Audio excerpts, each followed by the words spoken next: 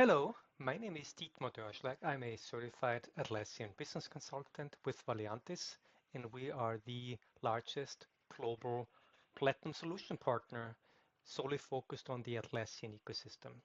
Thank you so much for joining me today. This is the last video in an 8-part video series where we focus on the importance of Atlassian administration roles. As we noted in previous videos, Atlassian products hardly ever work in isolation. Very often they are used in conjunction with other Atlassian products. And this is really important as very often Atlassian administrators work together across multiple product verticals for the good of the end users. The purpose of this video is to specifically talk about the role of the space administrator, the person that's tasked with keeping a particular space in Confluence in good shape for the benefits of the end users. Confluence spaces are very often used together with Jira Service Management, as Confluence spaces then retain knowledge base articles that are looked up by both internal and external customers when they submit a ticket, when they submit a request to an incident. Confluence spaces are also used in conjunction with Jira teams, teams who work in Jira as meeting minutes or any other relevant content is created and then shared in Confluence. But Confluence is really a tool that is used throughout the organization. Any team that collaborates and needs to create shared knowledge is stored in Confluence and then connected to either Jira projects or Jira Service Management projects. Now, in the previous video, we always emphasized the importance of various administration roles working together, namely the org admin role, the various product admin roles, and they could be Jira, JSM, and Confluence product admins, and either Jira or JSM project admins, and now the focus of this video, space administrators. Now, in the previous video, we also emphasized the importance of org admins, organizational admins, which of course refers to the cloud product. Now, org admins are really important because ultimately they are at the top of the pyramid and they control who has access to the organization and who has access to the products in your org. So they control user access, onboarding and offboarding. Via groups, they give those users access to various products in your instance. And then via licensing plan and billing, they need to, of course, make sure that your licensing plans are in good order and your products indeed can be used by your users. And they also control various important site settings that have overarching implications on all products used in that instance. Now, the focus of this video, which is the last in this 8-part video series, is specifically to talk about the roles of space administrators. Now, as we know, spaces in Confluence is a concept where people create shared knowledge, and that could be any knowledge. Very often that knowledge is then tied to a project that a team works in, both in Jira and Jira Service Management. Now, the role of space admins listed on the right here is, first of all, to create spaces, and that is controlled via a global permission, which we're going to show you in a moment here. The Confluence administrator determines whether or not space administrators can indeed be creating spaces. Once they are set up as a space administrator in their respective space or spaces, they then grant permissions to others to access that space, to view, remove, edit content in that space. There are a number of space settings that Confluence Space Admins have to look after, and we will look at those space settings in a moment. They can archive spaces. I have not found a way yet for space admins to delete spaces, but they can definitely and should archive spaces in case they're no longer needed. And they can also manage space level automations. Yes, there are automations in Confluence if they only pertain to one particular space. Not unlike Jira and JSM, it's the role of the Confluence Space Admin to manage those space level automations. And they can and they should create and make available space level templates, not global templates. That is the role of the Confluence product admin, but the space administrator, yes, can and should create space level templates to ensure a consistent way of working, creating content in their space. And finally, they have a role to play in cleaning up space content. So with that, let's move into my organization and check out how this works. Now, the first thing we need to look at here is how does someone become a space administrator? Well, unlike Jira, where someone who is given the permission administer project through a permission scheme, there is no singular setting that makes somebody a space administrator. So it really starts with the Confluence administrator at the global level, or at the product level is a more accurate way to say it, to grant a person who is a member of a group the permission to create a space. Because the person that creates a space, if granted by the Confluence product administrator, then becomes the space administrator in that space that they create. So it's important to emphasize that the Confluence product administrator can enable and disable group members from creating spaces and therefore becoming space administrators. So if you're editing this permission here, no additional groups can be added here. Those groups come out of the box when you install license Confluence on your instance, but the Confluence product administrator can disable members of certain groups to create spaces. So this is really the first setting where it starts. Now, unlike Jira and JSM, where what a Jira JSM project administrator can do is hard-coded, is defined, cannot be at a granular level broken down even further. That's not the way it works in Confluence. So let's look at that. Let's navigate to my space directory. I like the term, my space directory. And I'm going to a space that I set up. It's the project management space for the Bravo project. So here's my space. And in that space, which I created, therefore I am the space administrator, I go to space settings and we look at space permissions. Now in space permissions, we have the ability to manage this both at the group level. So I can add additional groups here and I can manage it at the individual user level. Now, by virtue of me having created this space, I am the Confluence administrator, or I have been given the ability to create spaces by my Confluence administrator. I have been granted all permissions in that space. I can um, add, archive, delete pages, whiteboards, databases, smart links. I can add and delete blogs. I can add and delete comments, attachments, restrictions. So this really, because I have all permissions, makes me the space administrator. And as you can see, this can be now controlled or set up even more granularly. So if you want a space administrator who has all those permissions, you keep them all checked. But if you want to, let's say, you don't allow them to delete content for whatever reason, then you can turn this off.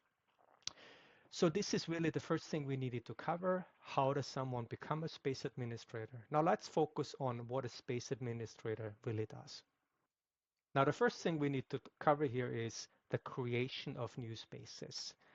If being granted that global permission from the Confluence product administrator, the space administrator can create new spaces.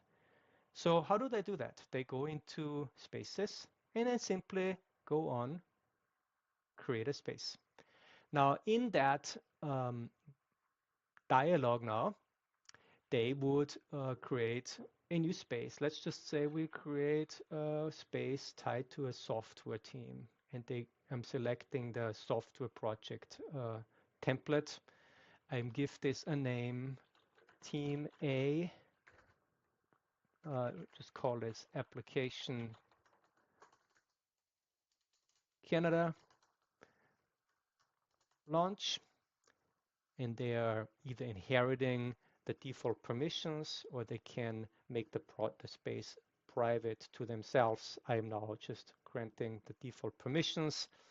It could be tied to a Jira instance and a Jira project. I'm not going to do that in this particular demonstration. The projects, the space is now spun up, and by virtue of me having created that space, I am now the space administrator, and I have full control via space settings. Again, as I look into space permissions, I created the space and I have full permissions over that space. So that's the first thing that a space administrator does. If granted the global permission, they create spaces. Now, to stay on that topic of permissions, the second role of the space administrator is they are adding people to those spaces. And yes, this can be handled either through individual users. I could browse out here and add a user and at a very granular level give that user access. Let's just say you have an executive that needs to be able to only view content, but they would never be in a need to create content.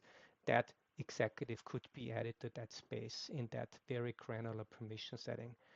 But space administrators can also, of course, add people via groups, which is probably the preferred way of managing permissions.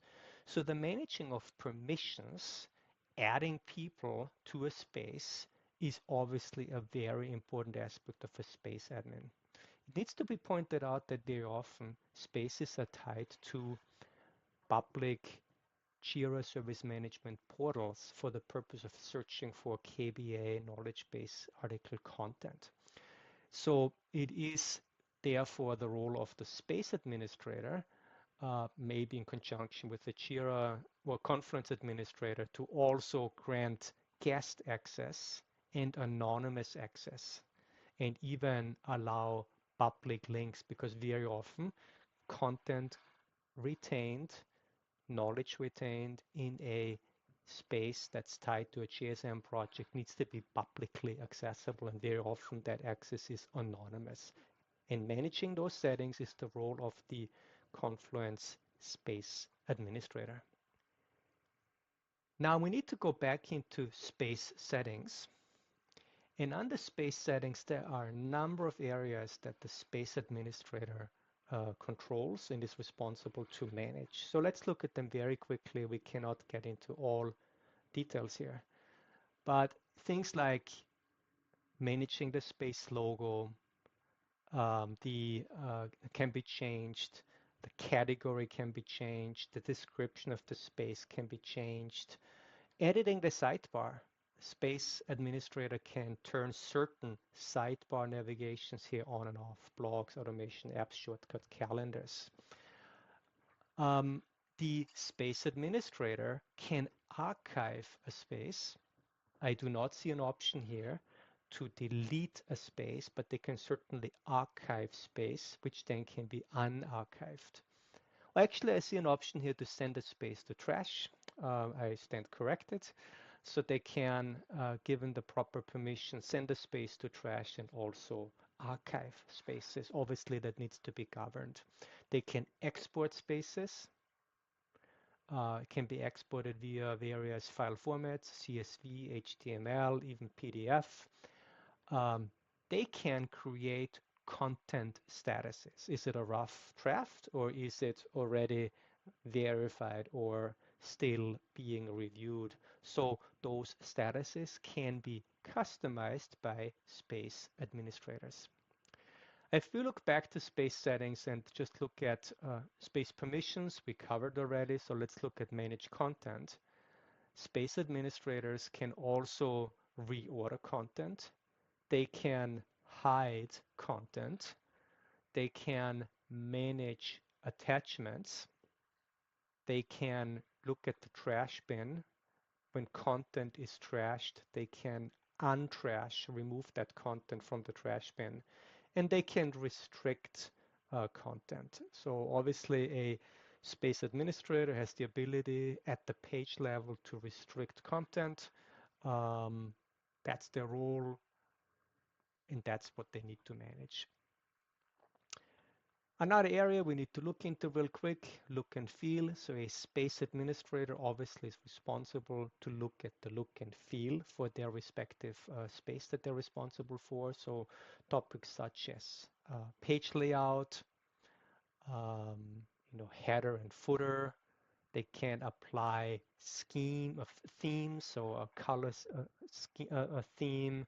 They can choose themes. It's really more related to branding.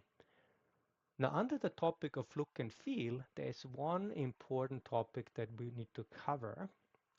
In another video in this video series, we talked about the topic of global templates and global blueprints, and they are controlled and or created by the Confluence product administrator.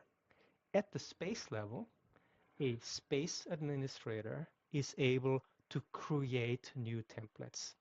And there's actually a video that I posted, you find it on our YouTube channel, that specifically focuses on the creation of space level templates and the creation of global templates by a Confluence admin. Please check out those videos. But for the purpose of this video now, just to emphasize again that a space administrator is able, as it is their role, to create new templates which will then be used in that particular space only. It is restricted to that space. If that template is applicable for other spaces, they would work with a Confluence product admin to make that template a global template, which then means it's available in other spaces as well.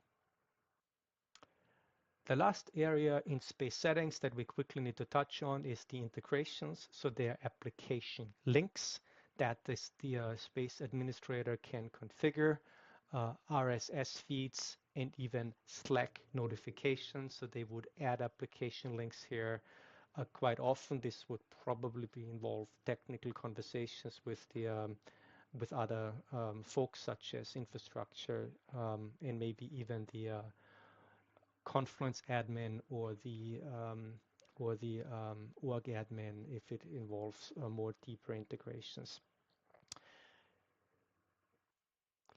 I want to wrap this video up with one last topic, and that is the ability for space administrators to create space level automations.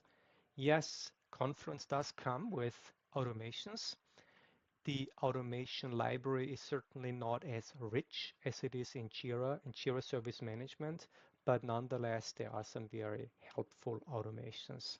The concept of automations in Confluence is exactly the same as in Jira and Jira Service Management. You have a trigger, you have possibly a condition, and then you have an action that's executed. If the scope of that automation is limited to one particular space, a space administrator can create those rules. So you can pick from the rule template library. You see some examples listed here. For example, publish a new meeting note page when on a particular schedule. For example, you have a recurring steering committee meeting once a month. Every second Tuesday of the month, you set up a rule that a meeting minute page template is automatically scheduled coinciding with that steering committee meeting, just to use as an example. So the role of the space admin is to create those rules, to manage them, to turn them on, to check the error log, to make sure they are working, and they can be disabled if no longer needed. Always keep in mind that the execution of rules, automations, is subject to licensing limits in your organization. This brings me to the end of this video. This video, again, in summary, covered the very important role of space administrators. And space administrators work very closely in conjunction with org admins and, of course, Confluence product admins. As I said earlier, Confluence spaces hardly ever stand on their own. They are very often tied to either a Jira or a JSM project. So a space admin would obviously also work in concert with those product admins. Thank you very much for having joined me for this video and for this video series where we covered the importance of Atlassian administration roles. This is a topic that's very important. I do think that is sometimes misunderstood. There is a lot to it. I do hope that this 8-part video series covered the basics and you found this information helpful and of benefit to you. If you have any follow-up questions, please feel free to reach out to us. You can reach me at dietmar.dörschlag@valiantis.com. I always encourage you to check out our YouTube channel. You find lots of relevant content on our channel. We always post new content. And if you have any questions that are not answered in that video, contact us. We would be delighted to work with you. Thank you very much and wishing you all the best in your Atlassian journey.